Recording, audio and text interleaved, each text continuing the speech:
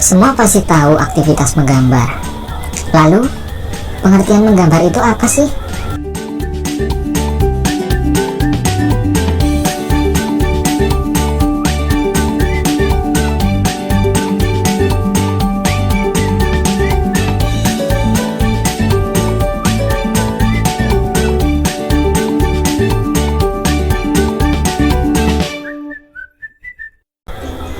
Halo, assalamualaikum semuanya.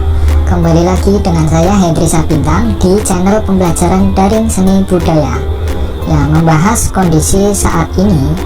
Memang pembelajaran belum bisa dimulai secara efektif ya, tapi harapannya itu tidak menurunkan semangat kita untuk tetap belajar walaupun dari rumah ya, karena melihat media pembelajaran saat ini cukup bervariasi dan cukup mudah diakses ya. Kalian bisa mengaksesnya di internet ya.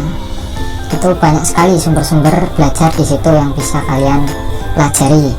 Nah, kita langsung saja ya, tanpa berbasa-basi untuk menghemat foto kalian ya, masuk ke materi.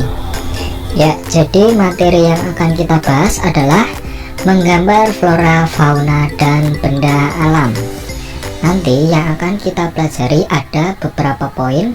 Yang pertama itu ada pengertian dari aktivitas menggambar itu sendiri, lalu objek menggambar, komposisi menggambar, dan teknik yang digunakan dalam menggambar.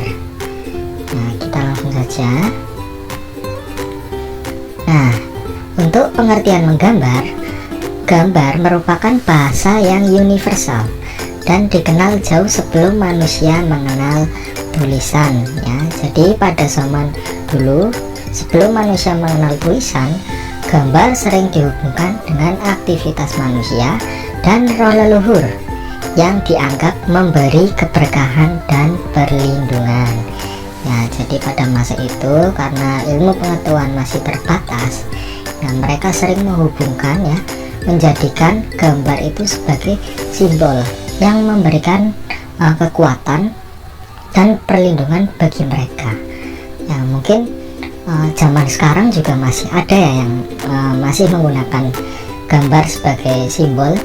Mungkin di daerah-daerah terpencil ya, suku-suku adat itu biasanya masih mempercayai hal-hal seperti itu. Manusia melalui menggambar juga dapat menyampaikan gagasan ide ya, serta simbol sebagai salah satu bentuk ekspresi. Jadi, menggambar merupakan salah satu sarana untuk mengekspresikan diri. Ya, jadi selain tadi sebagai simbol, ya, media menggambar atau gambar itu juga bisa dijadikan sebagai sarana kita untuk menuangkan ide, gagasan, ya, sebagai salah satu bentuk mengekspresikan diri ya, atau mencurahkan perasaan sang seniman itu ke dalam sebuah gambar. Ya, ini akan saya tampilkan beberapa contoh lukisan prasejarah atau lukisan purba yang ditemukan di berbagai daerah. Nah, silakan bisa kalian amati.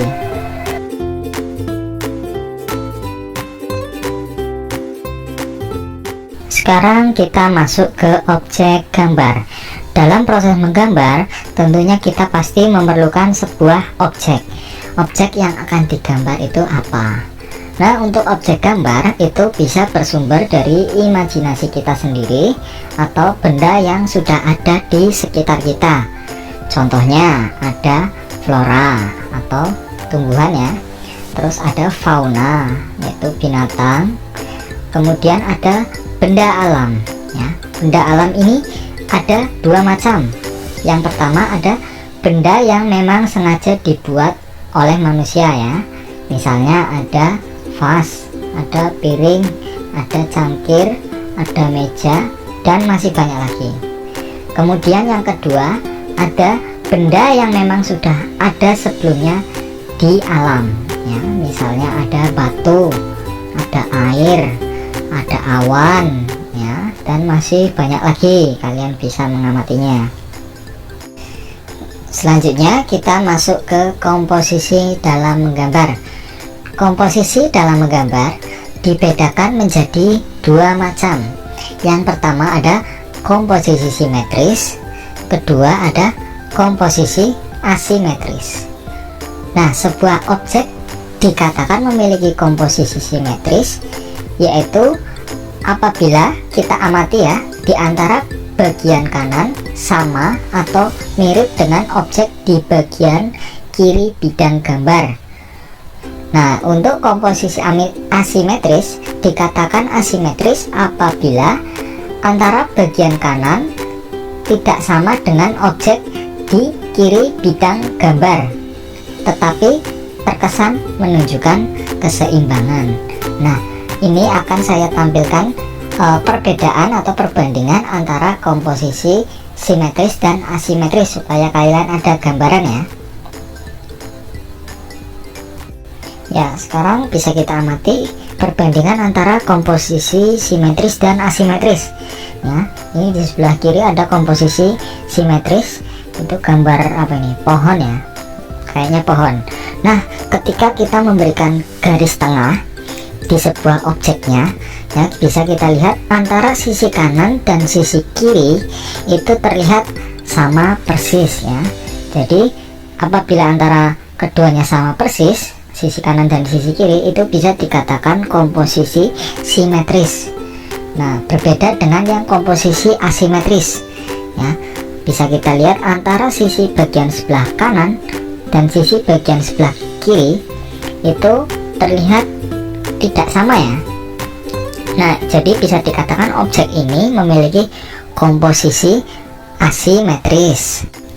Ya, setelah melihat gambar tadi bisa dipahami ya perbedaan antara komposisi simetris dan asimetris. Selanjutnya kita masuk ke teknik menggambar. Yang pertama ada teknik pointillis. Teknik pointillis adalah teknik menggambar atau melukis dengan menggunakan titik-titik hingga membentuk suatu objek yang sederhana tetapi cukup menarik. Nah, ini akan saya tayangkan bagaimana sih proses dalam menggambar teknik pointillis.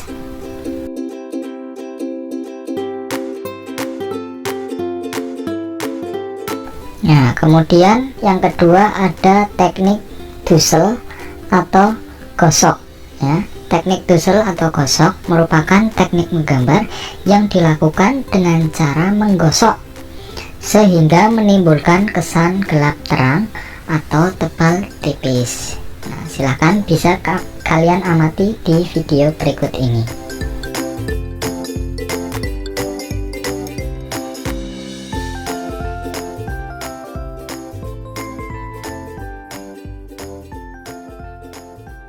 Lalu ada teknik silhouette atau blok.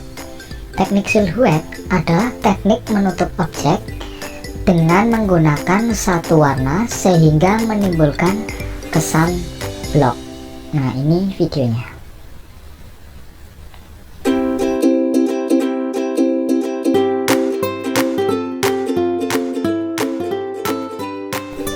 Kemudian ada teknik arsir, yaitu teknik yang dibuat dengan cara menggoreskan pensil, spidol, tinta atau alat lain berupa garis-garis berulang yang membuat kesan gelap terang, gradasi atau kesan dimensi.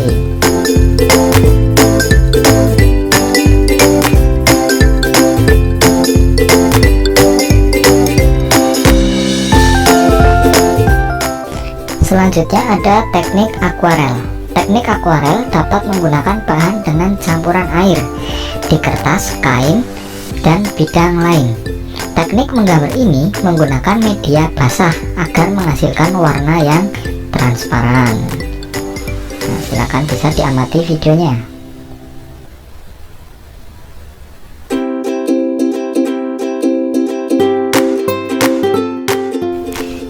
Selanjutnya ada teknik plakat ya. Ini hampir mirip dengan teknik akuarel, namun yang membedakan adalah pada sapuan warna cat yang lebih tebal dan kental.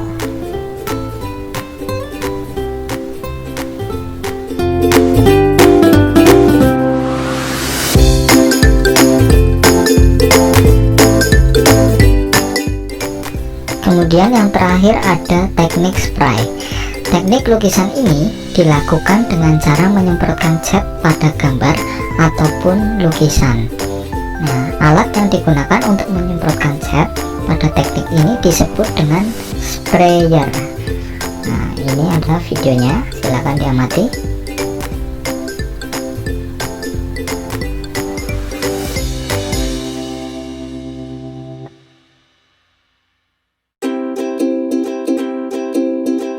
Ya, setelah kalian melihat beberapa tayangan video tadi, kira-kira ada gambaran ya beberapa macam teknik yang digunakan dalam proses menggambar. Nah, selanjutnya kita masuk ke alat dan media yang digunakan dalam proses menggambar. Yang pertama ada pensil, kedua pensil warna, krayon, ballpoint, kertas gambar, cat air, dan cat minyak.